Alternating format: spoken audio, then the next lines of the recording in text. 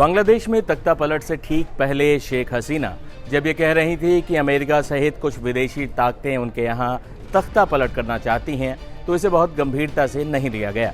अमूमन राष्ट्रीय संकटों के समय विदेशी ताकतों का हवाला दिया जाता है राष्ट्र प्रमुखों द्वारा, लेकिन शेख हसीना अगले कुछ दिनों में ही न सिर्फ पद बल्कि अपना घर और अपना देश छोड़कर उन्हें भारत की शरण लेनी पड़ी।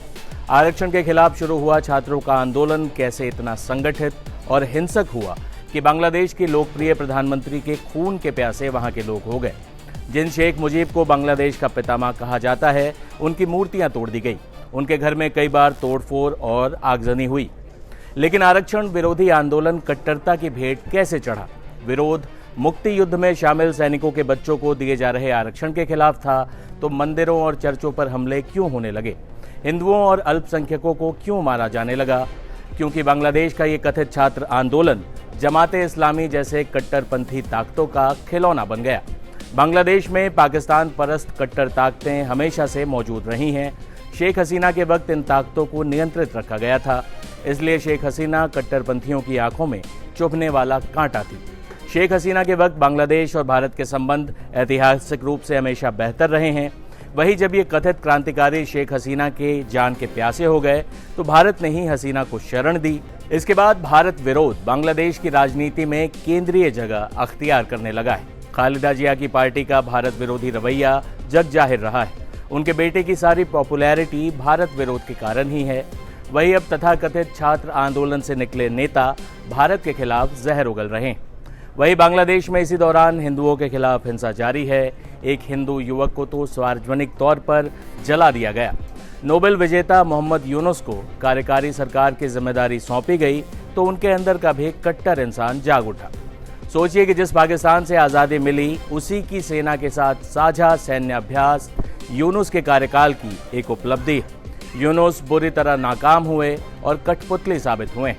यूनुस को पद पर बिठाने वाले उनके आका भी अब अपनी गलती पर पछता रहे होंगे।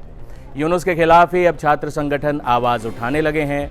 यूनुस ने जिस इनकलाब मंच के चुनाव लड़ने पर रोक लगाई, उसी के नेता उस्मान हादी को अब उन्हें शहीद बताना पड़ रहा है। बांग्लादेश में जो हो रहा है वो जाहिर करता है कि शेख हसीना की सरकार बड़ी साजिश के तहत पलट गई या पलटी गई। भारत विरोध उसमें एक अनिवार्य तत्व था। कट्टरपंथियों के हाथों में पड़ चुका बांग्लादेश इतने सालों में जो उसकी प्रगतिशील और लिबरल देश के तौर पर पहचान बन रही थी, उसे मिटाने का काम इस तथाकथित छात्र आंदोलन ने किया है। यहीं पर नेपाल का जेनजी आंदोलन हो या श्रीलंका का जनता विद्रोह, बांग्लादेश से पूरी तरह अलग हो जाता है। न नेपाल में जेनजी आंदोलनकारियों ने अल्पसंख्यकों पर जुल्म किए, न श्रीलंका में वैसा हुआ। वरना श्रीलंका में भी सिंगली तमिल विवाद का इतिहास रहा है। मुस्लिम और ईसाई भी वहाँ मौजूद हैं, लेकिन राजपक्षे की सत्ता के खिलाफ आंदोलन था। सत्ता बदली और जनता वापस अपने कामों में लग गई।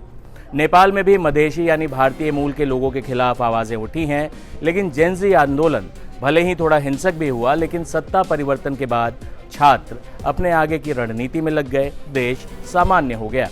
आंदोलनों के बाद सत्ता परिवर्तन हुए और नेपाल और श्रीलंका दोनों शांत हो गए। आंदोलन में धर्म या पंथ कभी मुद्दा नहीं बना, लेकिन बांग्लादेश में कट्टर ताकतें हावी हो गई। यही फर्क बांग्लादेश में हो रहे घटनाक्रम पर शक पैदा करता है। फरवरी में चुनाव होने हैं, लेकिन शेख हसीना की पार्टी चुनाव ही नहीं लड़ सकती। बिना फेयर ट्रायल के उनको फांसी की सजा सुनाई जा चुकी है।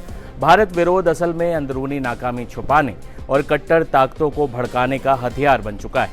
भारत, जिसने बांग्लादेश को आज़ाद कराया, एक मुल्क बनाया, सोच रहा है कि एहसान का बदला ऐसे तो नहीं चुकाया जाता।